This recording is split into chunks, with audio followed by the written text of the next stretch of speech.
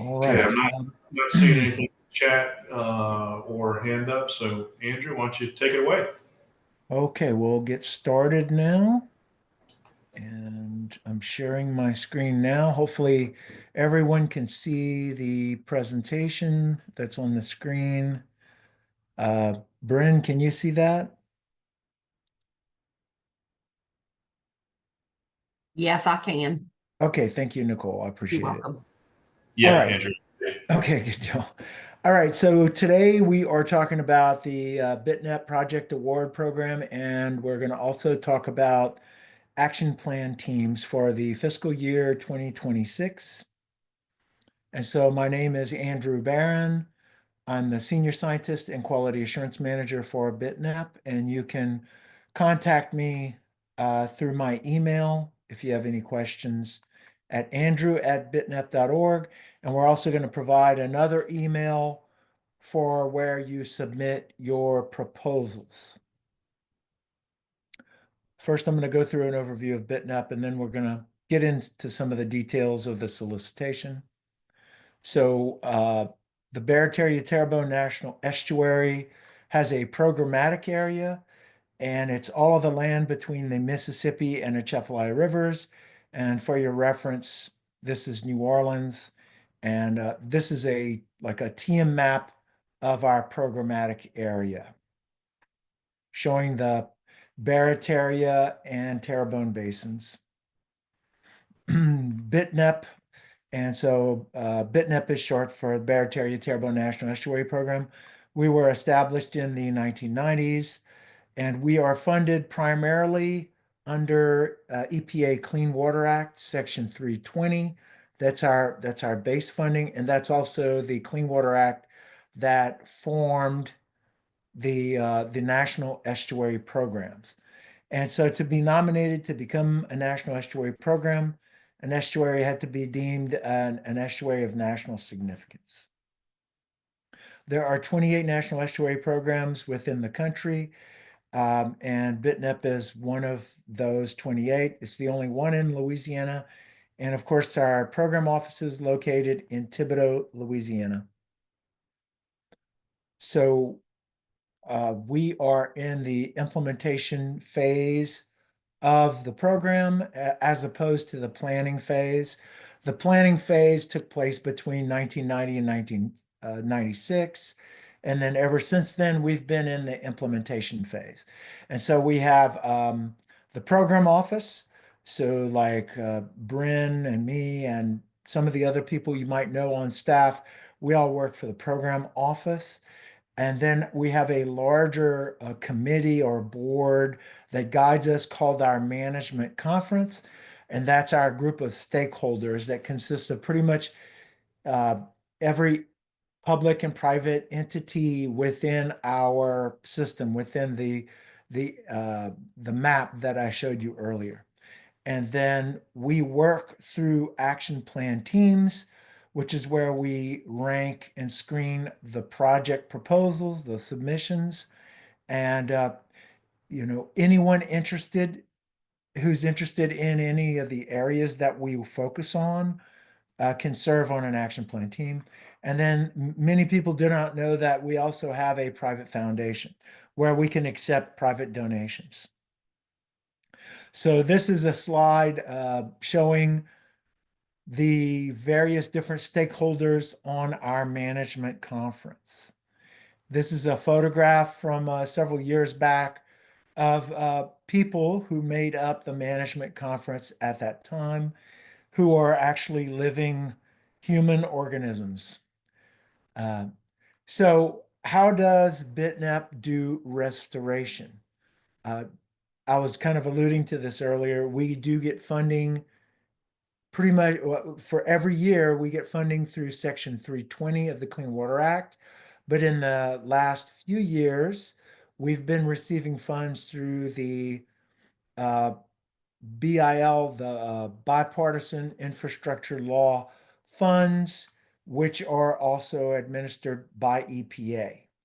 And then the way we implement those funds, how do we make decisions on how we're going to spend those funds? Well, the CCMP is the blueprint for how that's going to work, what kind of restoration we're going to do. And so what is the CCMP? It stands for a Comprehensive Conservation and Management Plan.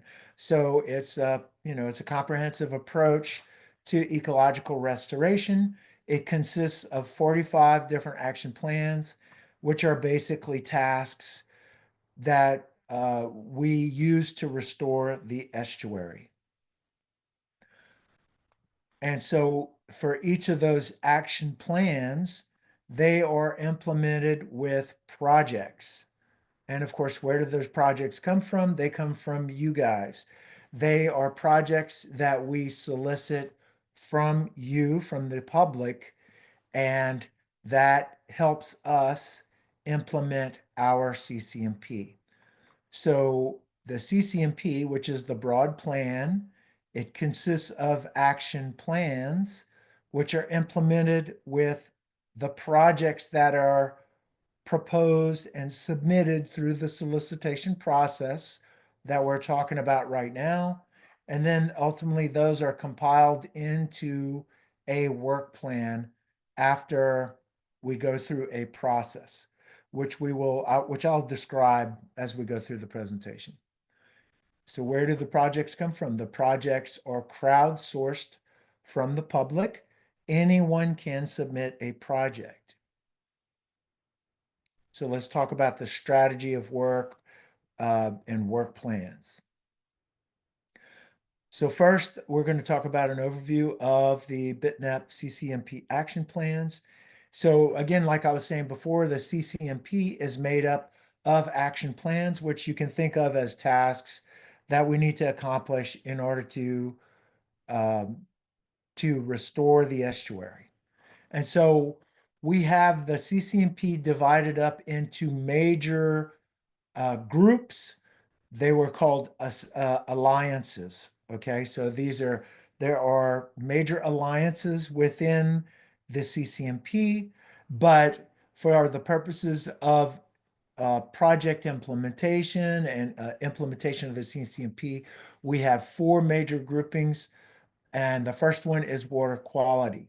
And so these are the action plans. So this is for simplification. This is so if you're thinking about submitting a project, these would be the projects, I'm sorry, the action plans that would be covered under water quality. So if you have project ideas that you're thinking about submitting, um, if you submit one that falls under one of these action plans, then it would go towards the water quality action plan team.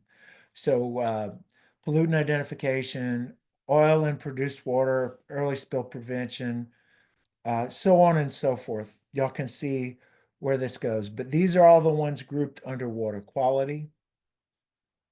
And then we have action plans for biological resources.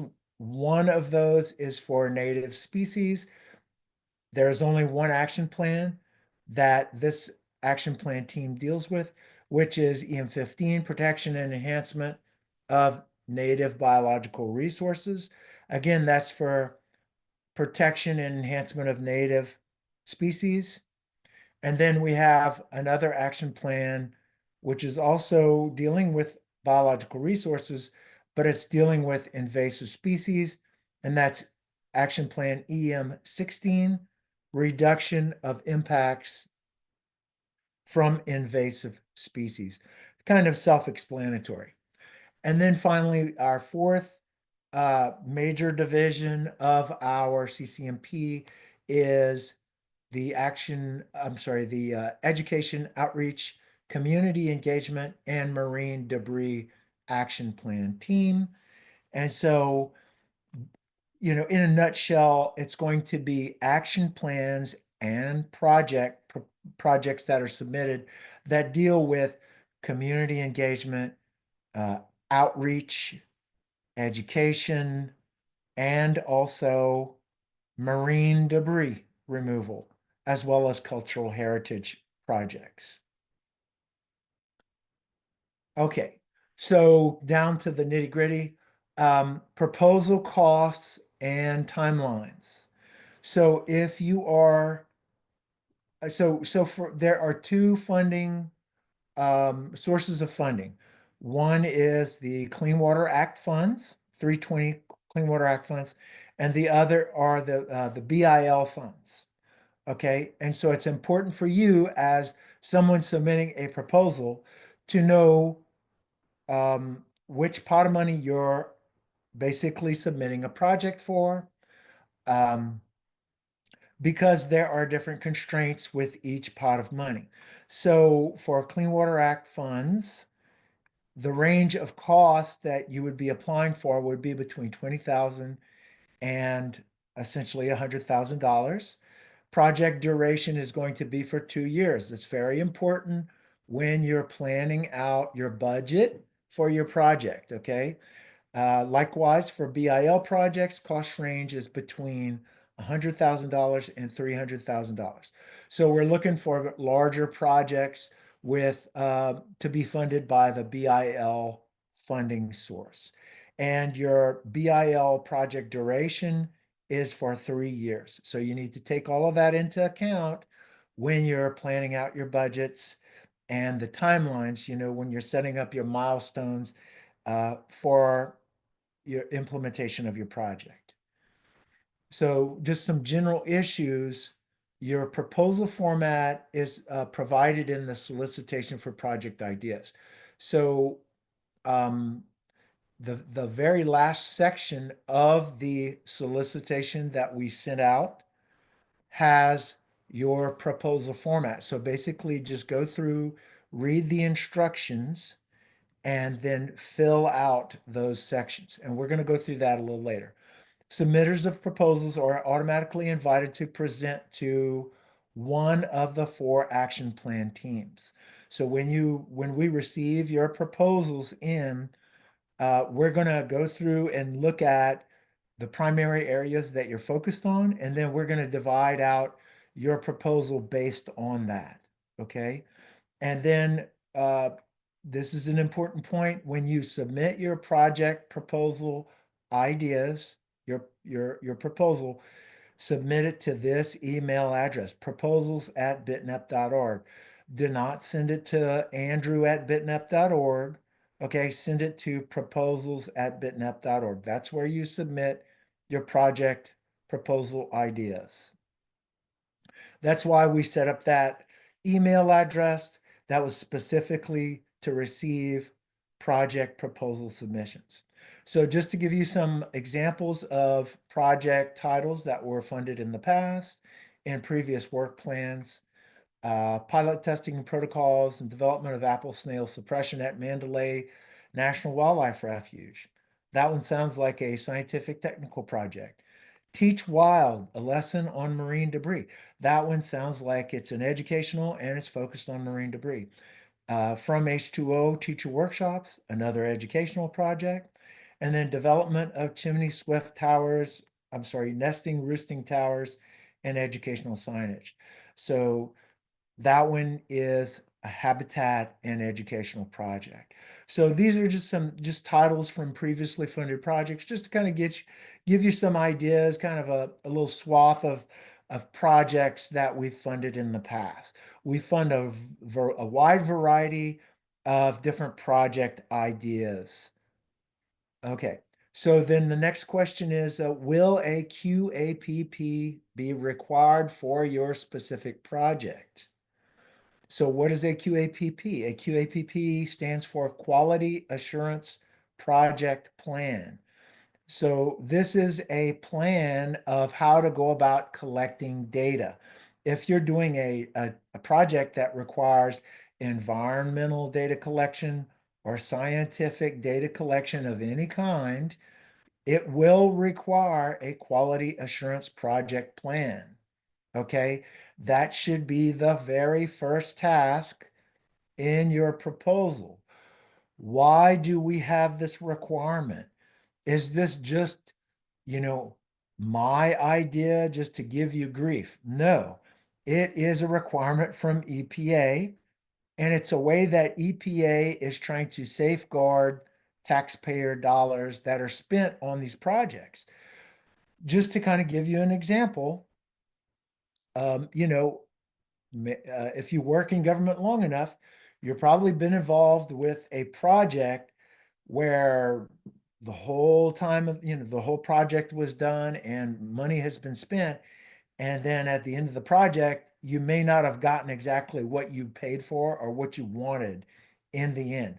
So what we're trying to safeguard here is that the quality assurance project plan makes sure that on the front end that all of the, what kind of data you're going to collect, what kind of analysis you're going to do on the data.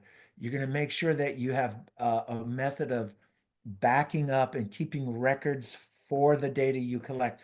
That's to make sure we safeguard the use of those funds, okay? And that in the end, we're actually getting high quality data that we pay for.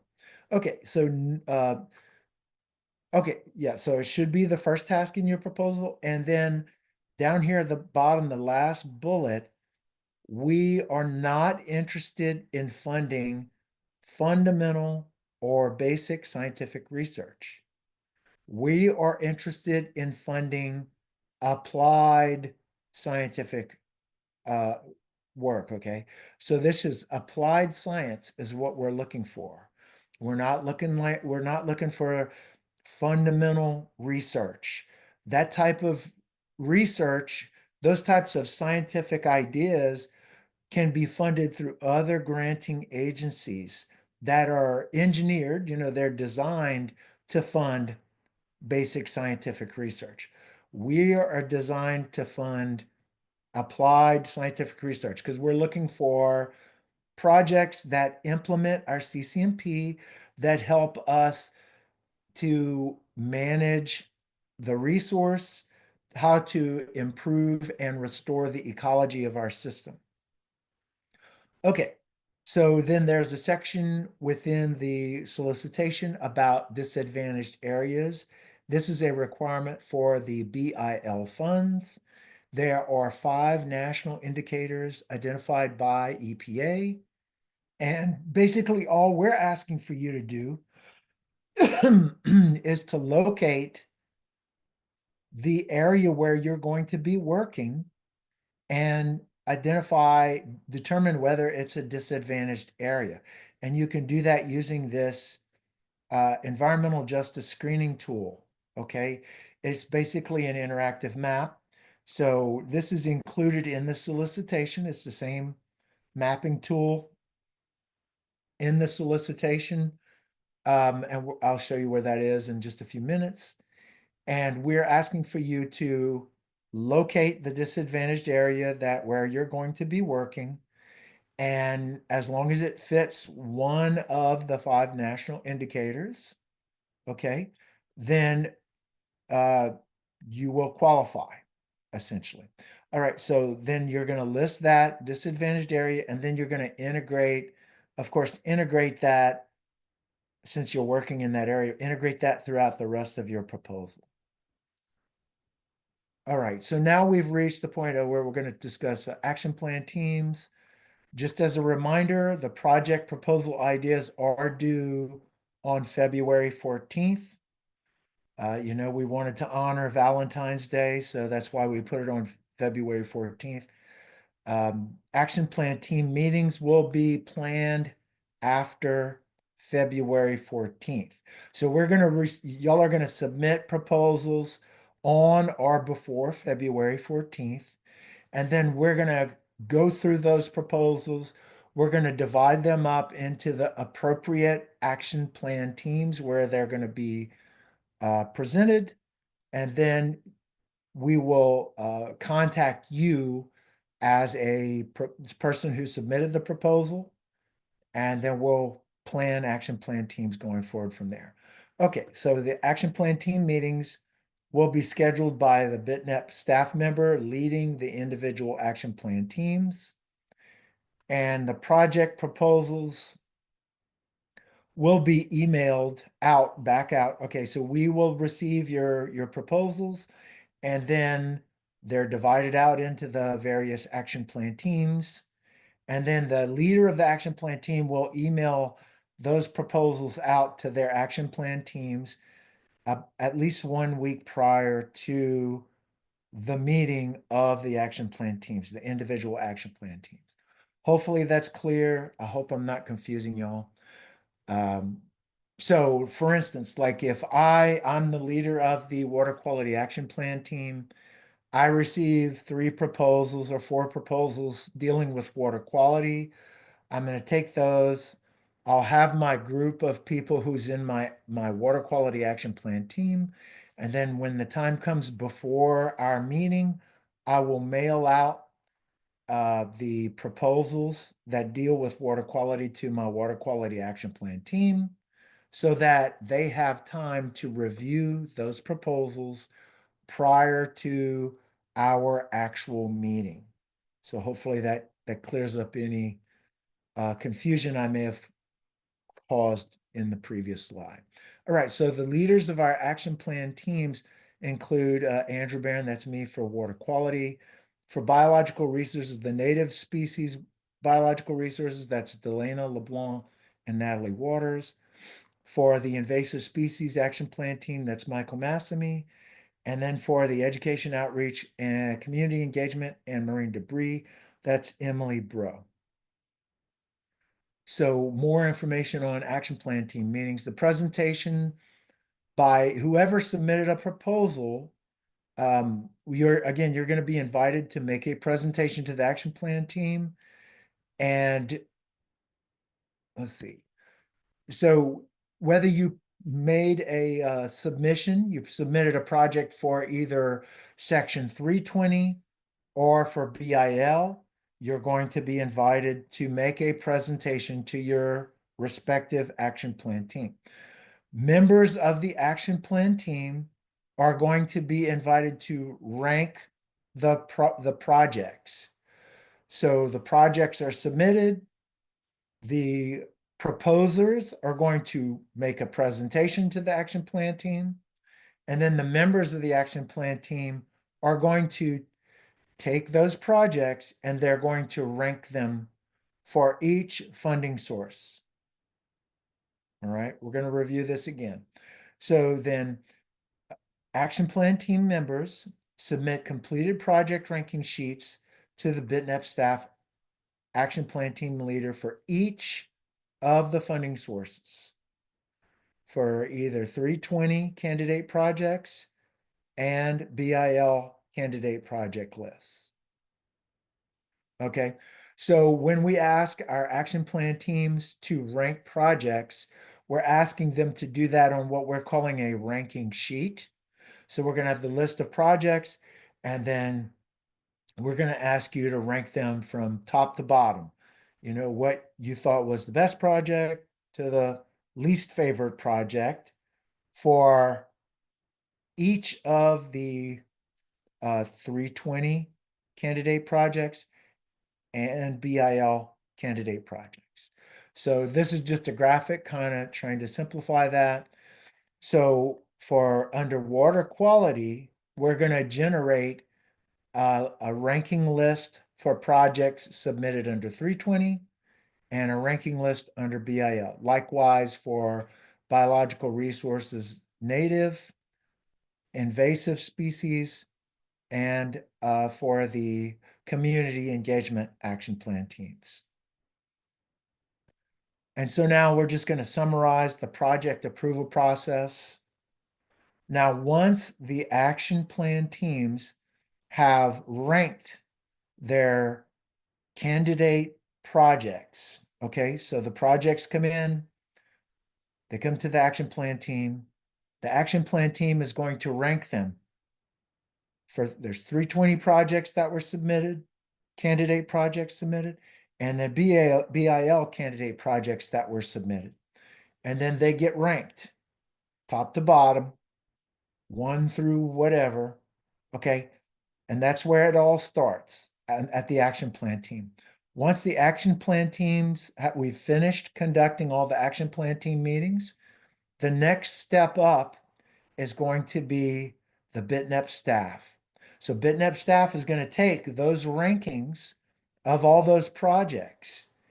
And then we're going to take those and then we're going to compare them to the total amount of money we have available after we subtract out monies that we have to use for, paying the bills.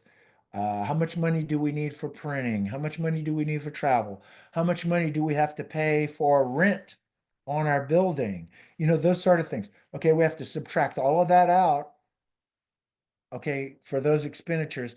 And then whatever else we have left for projects, we're going to take that and we go through a process of trying to take what the action plan teams have given us, and then we try to fund the projects that are ranked highest. Okay. Hopefully that all makes sense so far.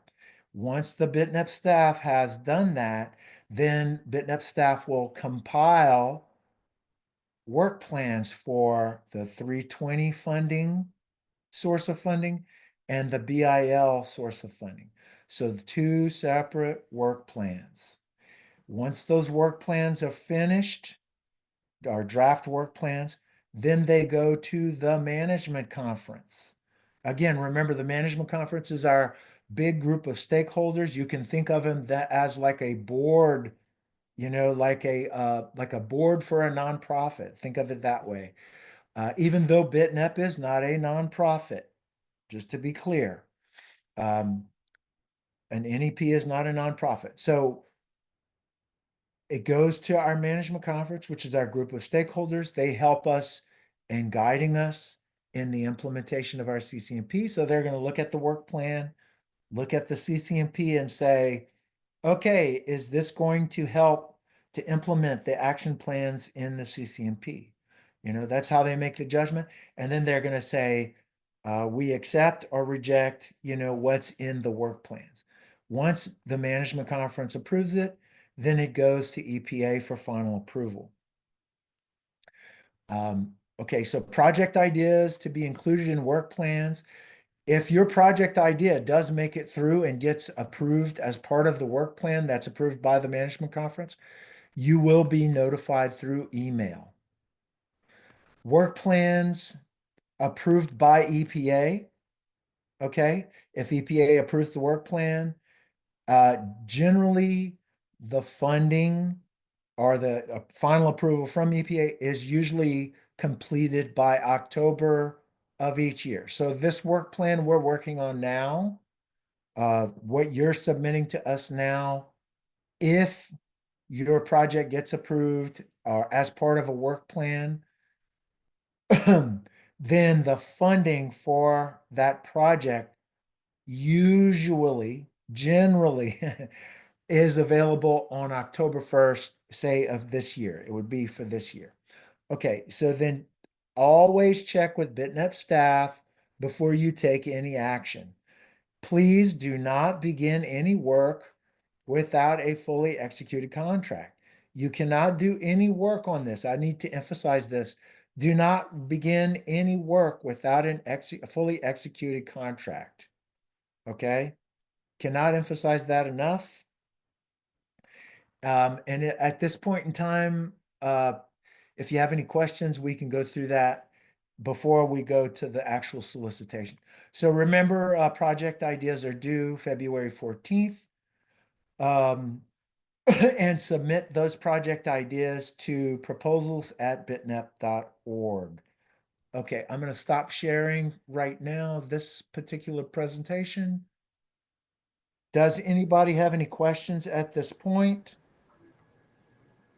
Looks like we have something in chat. Okay, so thank you, Nicole, for the reminder. Please submit proposals to proposals@bitnep.org. Any questions before I jump into the solicitations? I see a hand up by Helen there, Andrew. Okay. Oh, hey, Helen, please ask away. Helen, I think you're still muted. Oh, she's maybe going to try to type the question. She can't seem to unmute herself. Nicole, or oh, there you go. I unmuted her. Okay, good deal. Okay, Helen, I think you're good to go if you want to ask the question.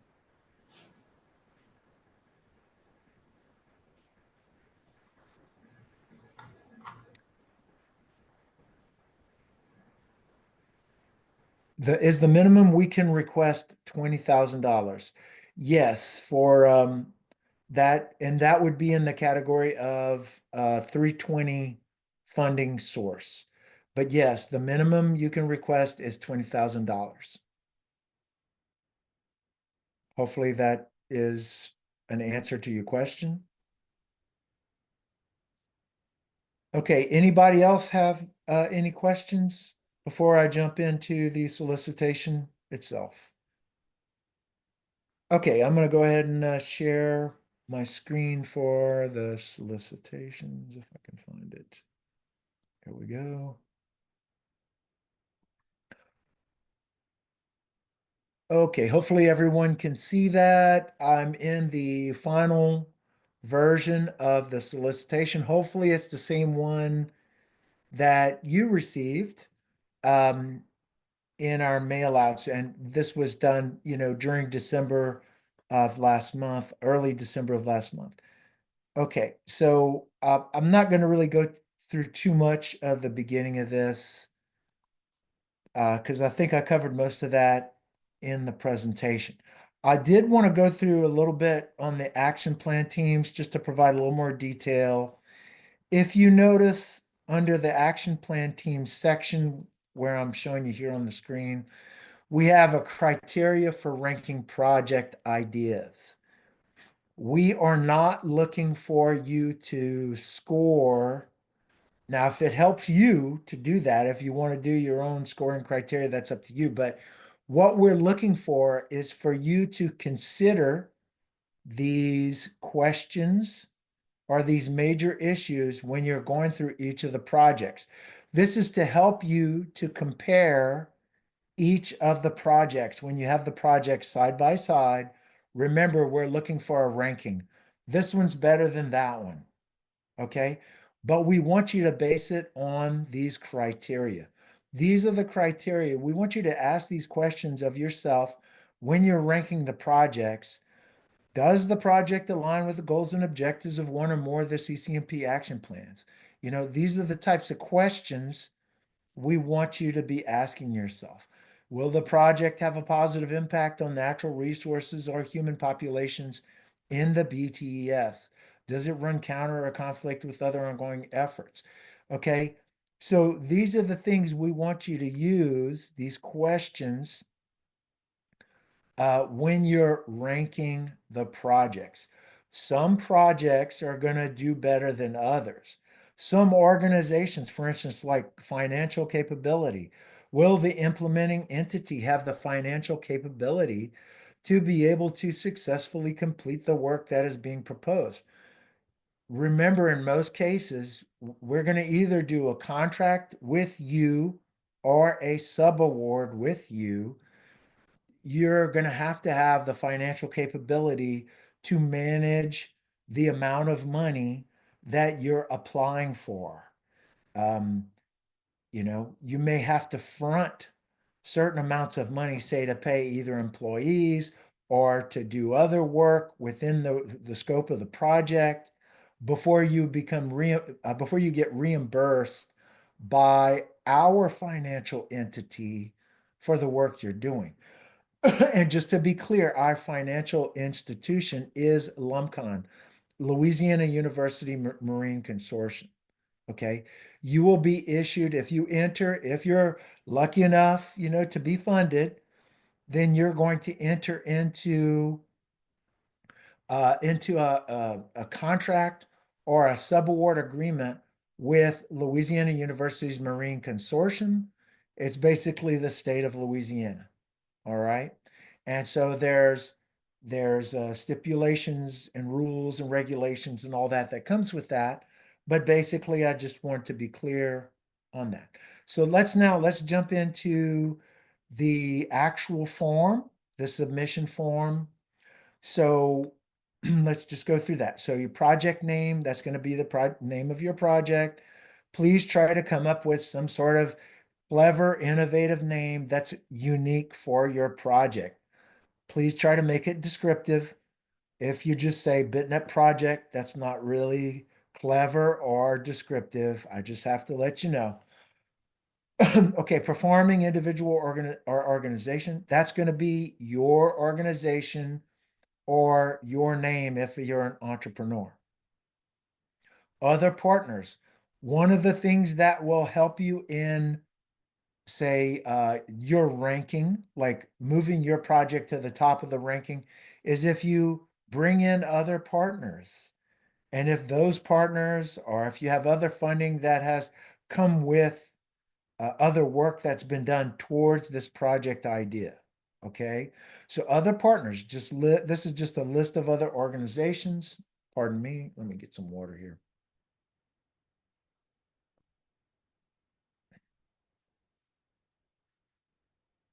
Sorry. BitNet funding requests. So this is listing only the funds that you're requesting from BitNet. Other probable contributions. This is just money that, like, let's say you have a project that's been going on. This idea that you're submitting to us is part of a long-going or an ongoing larger project, and you're asking us for funding for just one portion of that larger project. Okay. So the monies that you've put towards the larger project would be other probable contributions. Again, that's just going to help you in the ranking of your project. Estimated total budget, that's going to be the BitNet funds plus the other probable contributions. Okay. Point of contact, that's going to be your name. Disadvantaged areas, again, this is only for BIL projects. And this gives you instructions on how to go through that. It lists all the 5 indicators from EPA, and you go to the mapping tool. This is the same mapping tool I talked about in the presentation. And again, we're just asking for the disadvantaged area where you're going to be working. And to be called a disadvantaged area, it has to show that it's a disadvantaged area in the mapping tool for one of these 5 indicators. Okay. Project location, be consistent throughout your proposal in terms of talking about your location. Here, we're just talking about the Latin long where you're going to do your work. Project goals are self-explanatory. Project objectives, the instructions and description are there, how to do that. For project background, we basically want to know essentially, why do we care? Why are you doing this? What's the why are you presenting this project? 250 words maximum. Description of work. So describe the work that you're going to be doing, 250 words maximum. Tasks and deliverables. This is where we're getting into kind of the real meat of the proposal. We want you to list the tasks, think about your whole project and then divide it into clear steps that you need to take in order to complete the overall project.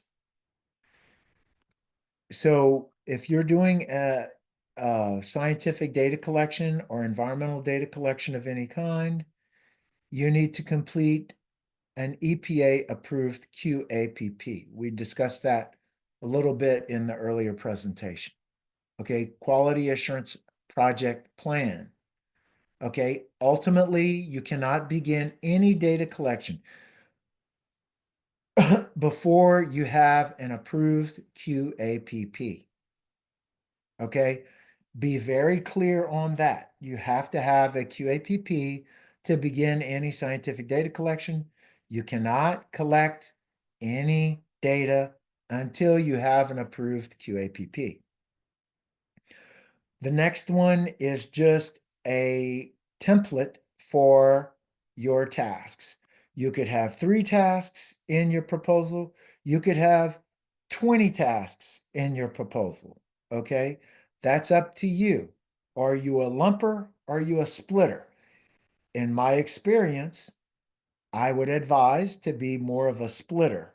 Okay. It helps if you divide your proposal out into nice, discrete tasks that need to be implemented to complete the overall goal of your project.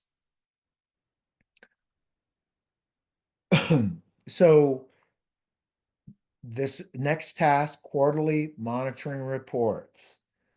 There seems to be a lot of confusion around this one, but it is a required task.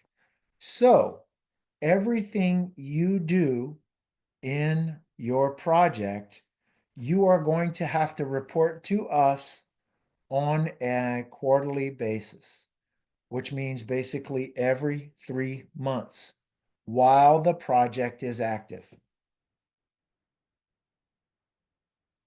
So let's say that the contract gets a full approval. And again, you cannot begin work until you get fully approved contract. It begins in the last month of a quarter. Let's say the quarter is from it's we can look down here at the quarters. That's what this table is for, to help you. January through March, and then your contract began March 1st. Okay.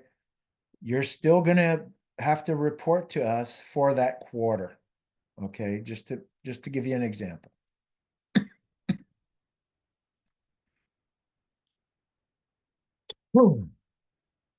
So for each quarter, while the project is active, you're going to be reporting to us on a quarterly basis with these quarterly monitoring reports.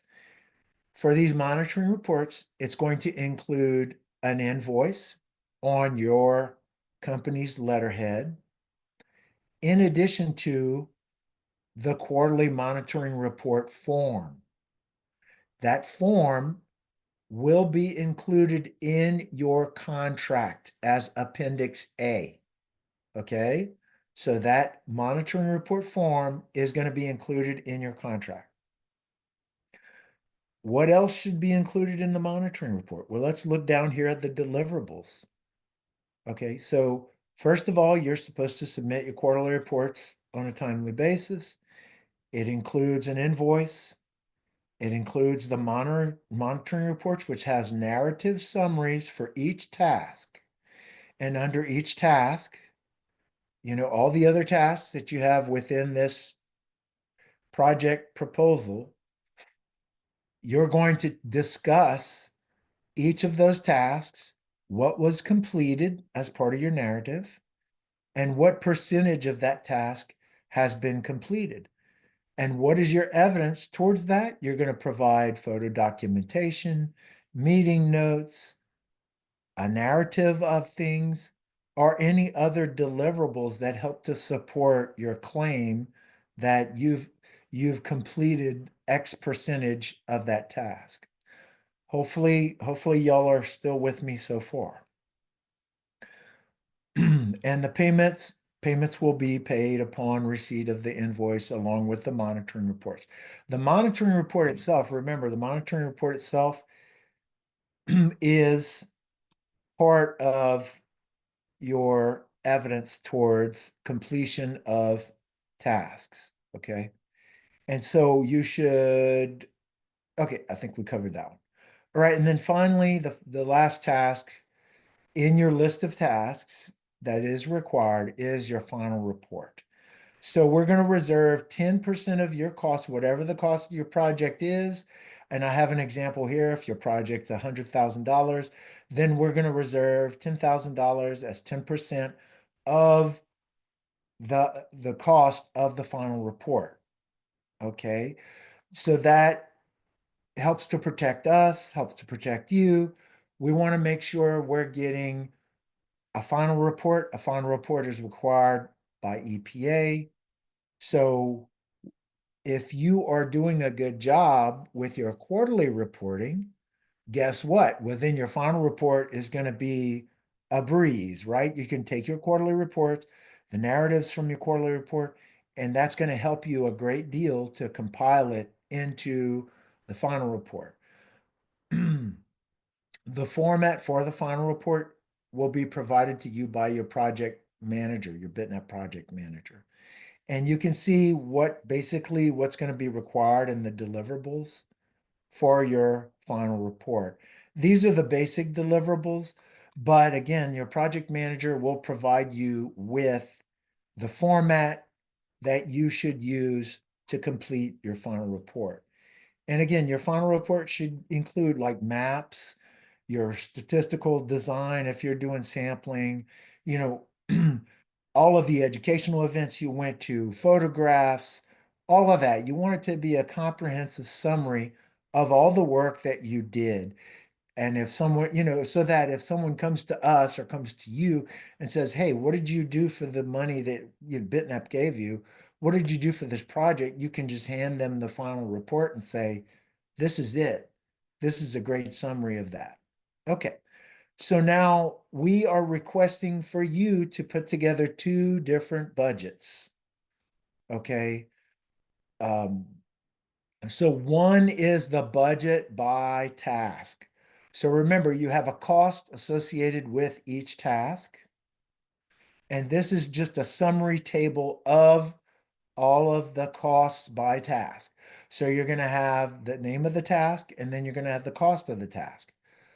The total amount of money, that should add up to no more than the amount you're requesting from BitNep. All of that should be harmonious throughout your proposal. And then we have another budget we're requesting, which is a budget by category table, which is basically like what you would normally think of with a federal budget. It has the federal categories like personnel, travel, so on and so forth. I think I have an example here. Yeah, personnel, fringe, travel, equipment, supplies, contractual, indirect, other. And that helps us to evaluate your project proposal. Okay, that's pretty self-explanatory. And then finally down here, well, not finally, but the next section is budget by budget justification. So take the categories in your budget table and then go through and provide an explanation or a justification for each of those. Why are you requesting this amount of money for equipment or for travel or for supplies? What is it going to be used for? That sort of thing.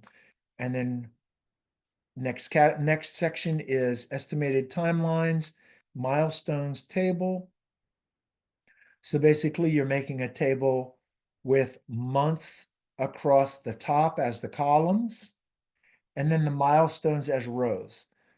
So a hint to you, generally your milestones are going to be your tasks that you have come up with in your project. It's not always, milestones and tasks aren't always the same things. Sometimes you have extra meetings or something like that on there as a milestone that's not really something you're going to get paid for, okay? Just as an example. But generally, milestones and tasks are usually the same thing. Hopefully that clears up any questions you may have had on that. And then, so we want you to list your top 3 action plans that you're going to be implementing as part of your project. You can find them at this link. We want you to list and describe all of your long-term outcomes from your project. And then finally, go to this website and find all of the strategic goals and objectives that will be addressed by this project. All right, so that is the end of my presentation. I know, hopefully I covered that succinctly and accurately. And so if y'all have any questions at this point, please ask.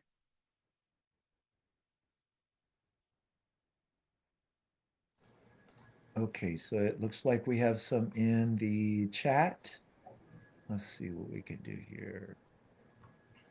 Okay, so it looks like Brad Glorioso has a question with regard to equipment versus supplies. Any guidance on what distinction is in BitNEP's perspective? Does equipment have a minimum dollar amount for a single item? So yes, we do, and maybe Nicole can help us out, or Bryn, if you remember the actual amount at this point in time, which distinguishes equipment from supplies.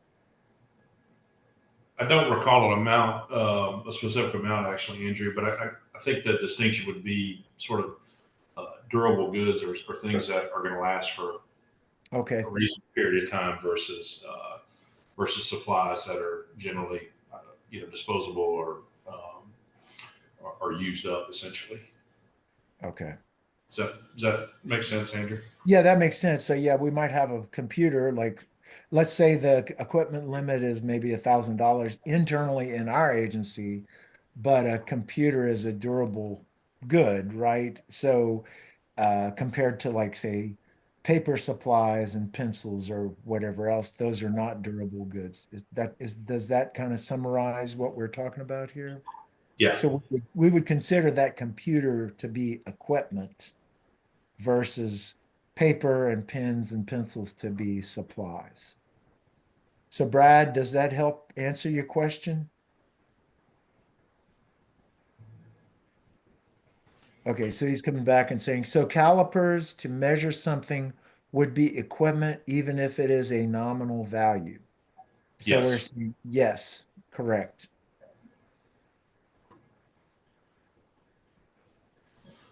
Okay, hopefully. Okay, so anybody else have any other questions? Those are actually, these are good questions.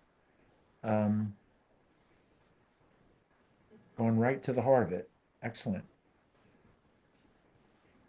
So I think you'll find that for the solicitation, it seems detailed, but it's mainly because we have a lot of instructions. I guess you could call them instructions in italics, but those are just kind of guidance trying to help you guys out in your proposal process, in the process of submitting your proposal.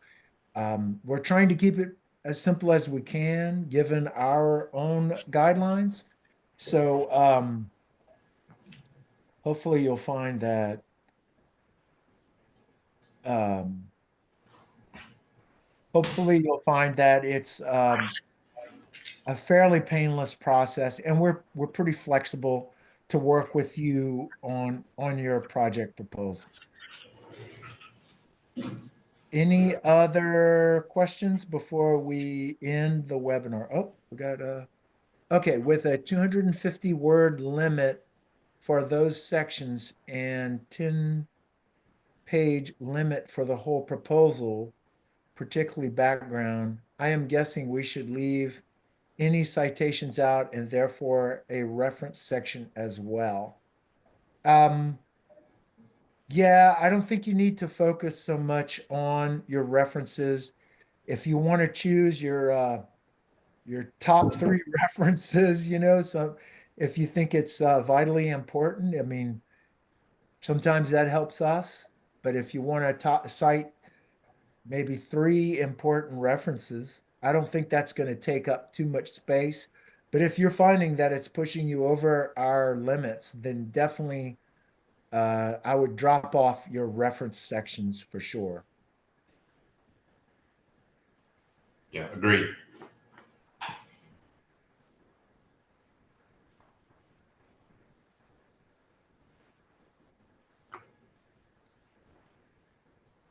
Yeah, well, if you're still on and you have any questions at all or anything you want to discuss, now's the time. We have, I think, about 2 weeks before proposals are due on February 14th. Now's a good time for you to get in any questions you might have. All right, well then let's go ahead and wrap it up, and I think we're gonna go ahead and sign off. Thanks to Hey, everyone for your patience and for attending our webinars. And we look forward to your submissions. Thank you very much. Y'all have a good day. Thanks, Andrew. Thanks, everybody.